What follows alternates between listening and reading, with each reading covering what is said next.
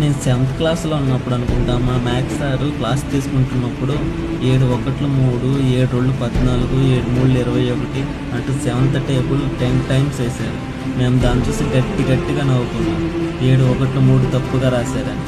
అప్పుడు సారు మా వైపు చూసి, నేను ఇది కావాలనే రాసిన, మీకు ఇప్పుడు ఒక ముఖ్యమైన లెసన్ నేర్పిద్దాం అనుకుంటున్నా. మీరు చూసినట్టయితే నేను సెవెంత్ టేబుల్ 9 టైమ్స్ కరెక్ట్గా రాశాను, కానీ నన్ను ఎవ్వరూ మెచ్చుకోలే. ఫస్ట్ ఒక చిన్న తప్పు చేశాను, దాన్ని చూసి మీరు నవ్విండ్రు. సో ఈ ప్రపంచం కూడా ఇంతే.